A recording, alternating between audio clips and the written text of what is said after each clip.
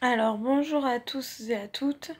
Faites pas attention à ma tête, donc comme vous avez dû voir dans le titre, je vais parler de la procréation médicalement assistée. Donc là, je rentre de l'hôpital, donc je suis assez crevée. En plus, déjà que j'ai de l'acné en temps général, alors là, je sais pas si les hormones, mais bon, voilà. Voilà, donc je vais vous raconter un peu mon parcours. Enfin, plutôt notre parcours, celui de mon mari et moi. Si j'ai décidé de faire ça, c'est parce que quand j'ai commencé, on a commencé la PMA du coup, j'ai cherché beaucoup de vidéos, de renseignements.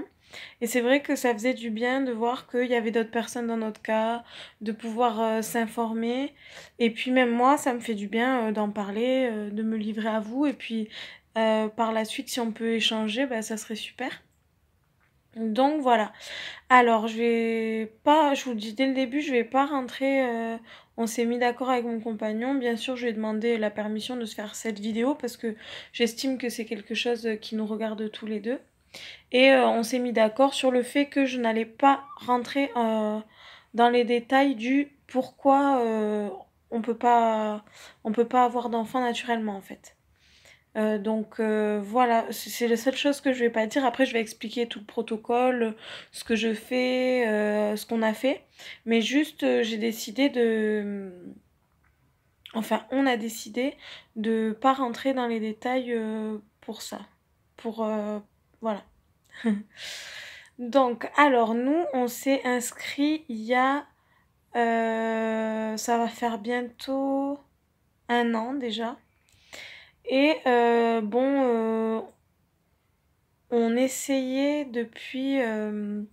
Enfin, on n'essayait pas.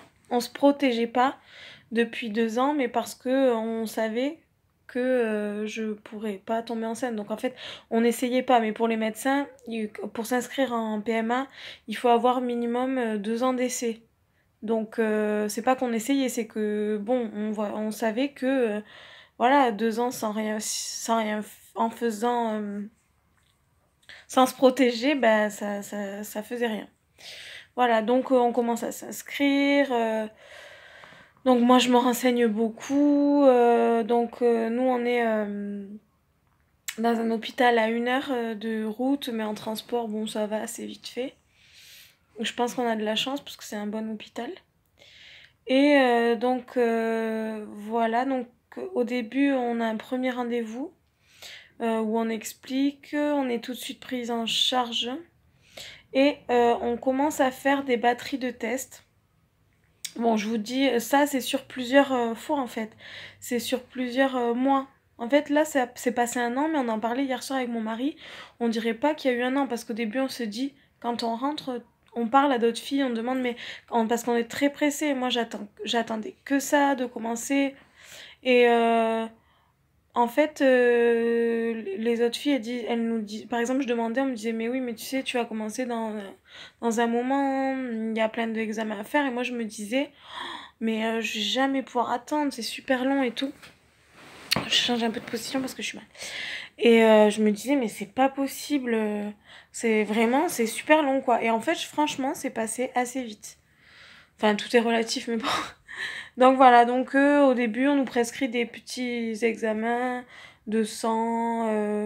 Au début, on sait beaucoup, je sais pas si dans tous les cas c'est comme ça, mais nous, dès le début, on a su qu'on ferait une FIV XI. Donc, au début, on s'est plutôt concentré sur mon compagnon qui a fait, euh, qui a fait des prises de sang, des spermogrammes et voilà, moi je faisais quelques prises de sang, mais c'était pas encore vraiment mon tour. Et on apprend qu'il doit faire une biopsie testiculaire pour aller récupérer, s'il y en a, on n'était même pas sûr, les spermatozoïdes. Et donc, du coup, désolée, j'essaye de me rappeler, mais c'est vrai que pourtant, c'est pas des choses faciles à oublier, mais j'essaye de vous donner le plus de détails possible et que ce soit compréhensible. Voilà, j'espère que j'oublierai rien, sinon n'hésitez pas à me poser des questions. Donc voilà, je vous disais, on apprend qu'il doit faire une biopsie testiculaire. Donc moi, j'avais plein d'angoisse, je me disais, oh là là, ça doit être stressant pour un homme. Bah alors j'étais super surprise, mais en bien. Euh, je pense pas qu'il voulait pas me dire qu'il avait un peu peur. Je pense qu'il avait peur, il me disait que non. Mais franchement, il a été super courageux, il s'est pas posé de questions. Et moi, la veille, je sais pas pourquoi, la veille de l'opération, je déprimais. Je me disais, mais si ça marche pas. Et lui me disait, ça va marcher, ça va marcher. Je disais, mais comment tu peux être si confiant? Je comprends pas, on n'en sait rien. Imagine, ça marche pas, on pourra pas avoir d'enfant, jamais et tout. Bon, le lendemain, il se fait opérer. Et 3 jours après, donc ça m'a paru long, par contre, ces 3 jours-là, plus long que l'année qu'on a attendue là. On a rendez-vous pour les résultats. Et là, le médecin, je pense qu'il a dû voir ma tête. Il nous dit, bon, j'ai une bonne nouvelle, vous pouvez vous asseoir. Et là, je sais pas comment vous dire le soulagement. Donc ils lui ont pris 9 paillettes. Donc il a au congélateur 9 paillettes. Je sais pas si on dit au congélateur, mais c'est pas grave. Bon, il a 9 paillettes congelées. Et du coup, oh là là, mais j'étais euphorique. Enfin, on était super contents. Moi, je pleurais. Enfin, bon, voilà. Et après, une fois qu'il a fini ça, donc bon, dans tout ça, on a fait au moins, je sais pas, il a dû faire une quinzaine de rendez-vous. Hein. Avant la biopsie, il y avait l'anesthésiste, il fallait faire plein de fois des prises de sang. Enfin, il y avait beaucoup, beaucoup de choses. Et après, c'est enfin venu mon tour. Et donc moi, j'ai dû refaire une batterie de tests sanguins, échographie, parce qu'entre-temps, ben, mes examens avaient pas périmé, je sais pas comment on dit. Bon, il faut qu'ils datent de moins de 3 mois certains, donc il fallait que je les refasse. Voilà, ensuite, bah voilà, j'ai dû faire des examens. Et enfin, on m'a dit, bon, ben, vous commencerez... Enfin, je sais pas, je commence à m'impatienter. Et j'ai dit, mais quand c'est que je pourrais faire... Enfin, quand c'est qu'on va commencer au moins la simulation? Pourquoi vous avez peur? Bah non, parce que je suis pressée. Ah bon, ben on va commencer en septembre. Voilà, vous remplissez tous ces papiers et tout. Et donc là, bah, comme vous pouvez le comprendre, je suis en plein dedans.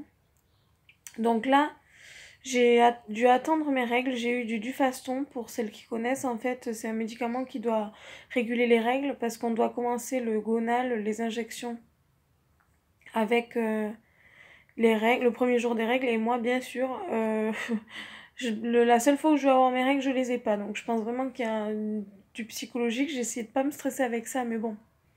Apparemment, inconsciemment, je me suis stressée. Bon, j'ai attendu, elles ont fini par arriver. Et voilà. Donc après, j'ai pu commencer les piqûres de gonal le soir. Donc là, je suis encore en train de le faire. Ça fait 5 jours que je l'ai fait. C'est mon mari qui me les fait le soir, voilà, dans le ventre. Ça se passe super bien. Il s'applique bien. Et là, aujourd'hui, j'ai eu une échographie, une prise de sang de contrôle. Donc, ils m'ont dit de continuer à 150 unités le gonal le soir. Pareil, continuer jusqu'à lundi. Donc là, on est dimanche. N'importe quoi. On est vendredi jusqu'à dimanche. Et après, lundi, on verra. Et je dois rajouter à partir de ce soir l'orgalutran. Et normalement, je vais me faire... Oh, pardon. Excusez-moi. Je vais me faire opérer normalement. La semaine prochaine, ils me disent vendredi. Je regarde sur le calendrier, c'est vendredi 13. Donc bon, on verra bien. Je suis pas superstitieuse, mais bon, ça m'a fait rigoler quoi. Et donc voilà, donc là j'en suis là. Et voilà, je sais pas trop quoi vous dire de plus. Bon, effet secondaire du gonal, j'en vois pas. J'ai pas mal, les piqûres ça fait pas vraiment mal, je m'attendais à pire. Juste, je me sens un peu plus à fleur de peau que d'habitude. Je vais m'énerver plus facilement, déjà que je suis impulsive, mais sinon, franchement, ça va pour l'instant. Donc voilà, je vous raconterai chaque étape. La prochaine fois, je vous raconterai la ponction, si elle a bien lieu, j'espère. Je vous raconterai le transfert. Et puis, qui sait, peut-être qu'un jour, je ferai des vidéos premier mois de grossesse. Enfin, j'espère, on verra bien. En tout cas, je suis déterminée. Si c'est pas cette fois que ça marche, ça sera la prochaine. Et voilà, donc je voulais vous raconter un peu où on en était.